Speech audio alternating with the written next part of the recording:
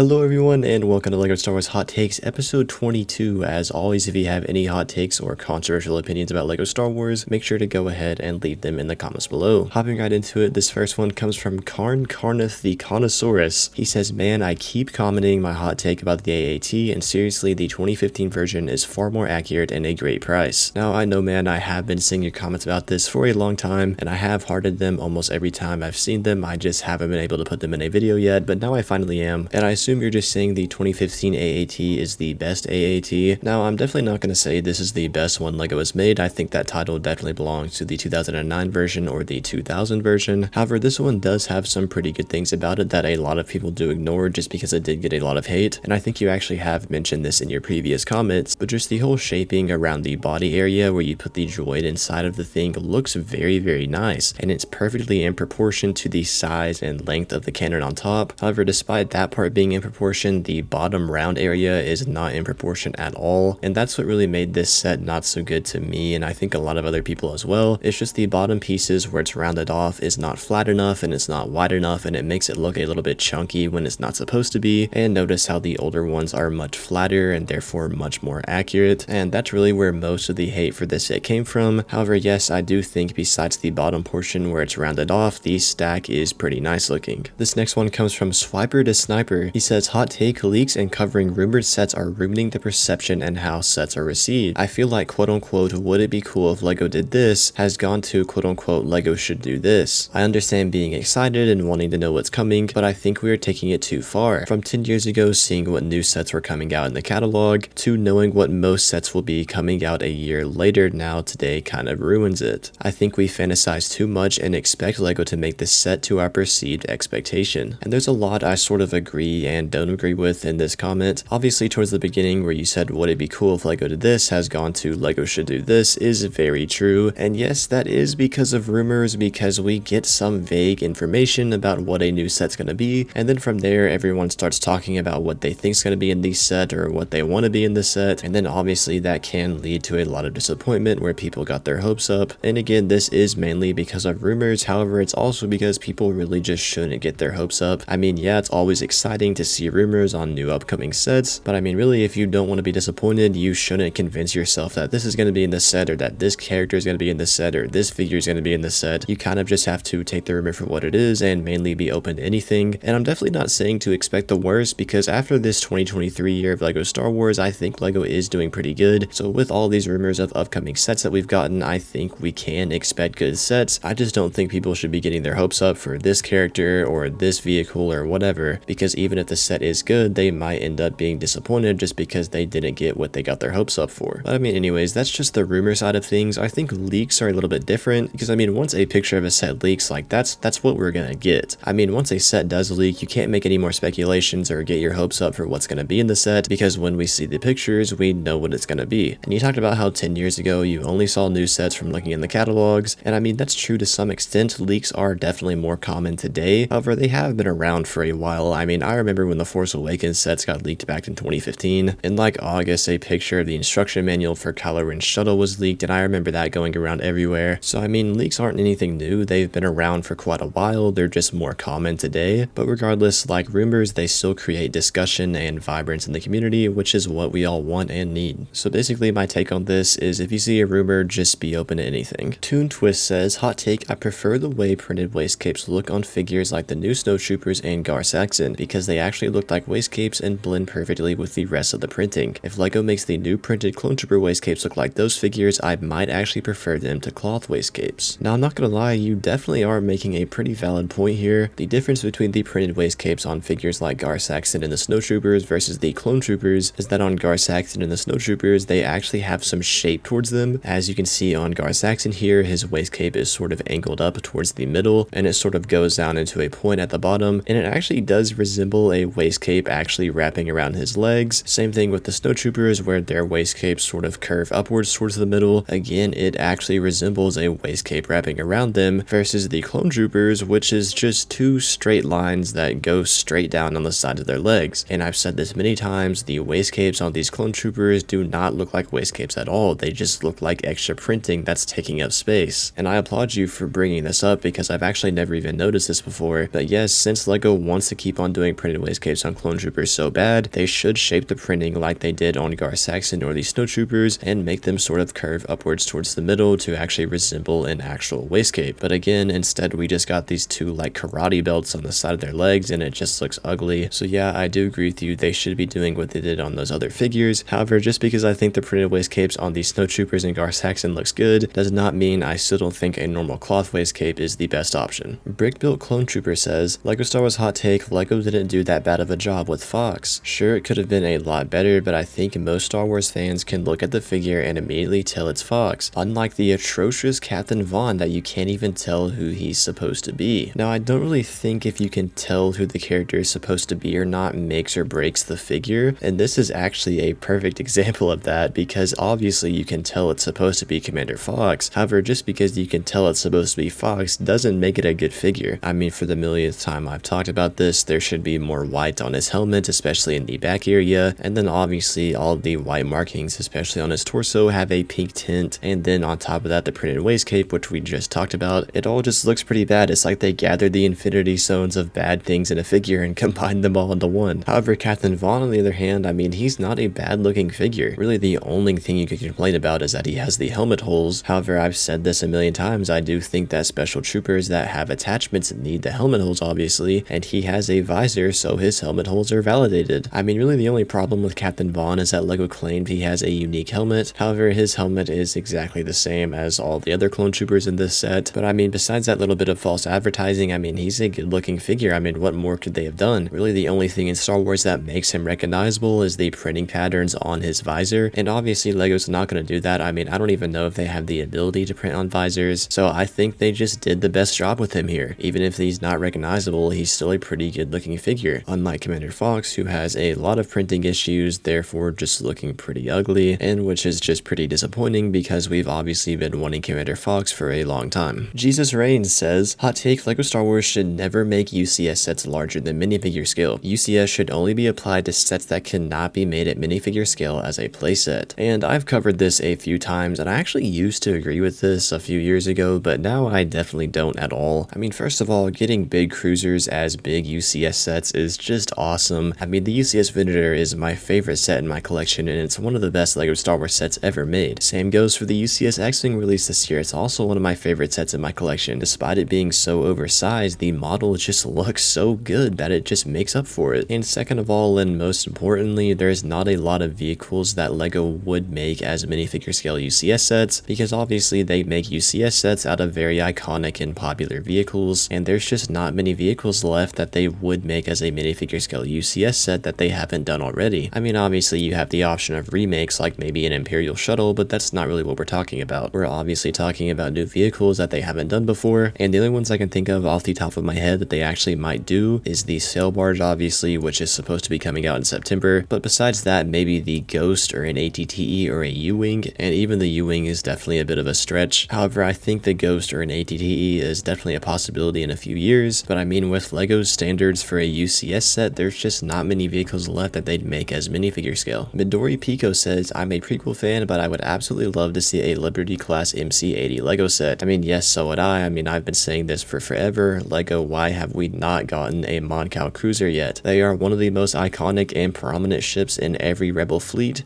and LEGO has just never even batted an eye towards them. So yes, I've been wanting a full-scale Mon Cal cruiser for a very long time, but since LEGO has never made one and no one in the community really even cares, they're probably not ever going to. And I think that's a pretty good one to end on. If you're new, please consider subscribing, and as always, if you have any hot takes or controversial opinions about LEGO Star Wars, make sure to go ahead and leave them in the comments below. And if you want to check out more of my videos, you can see them on the end screen right now.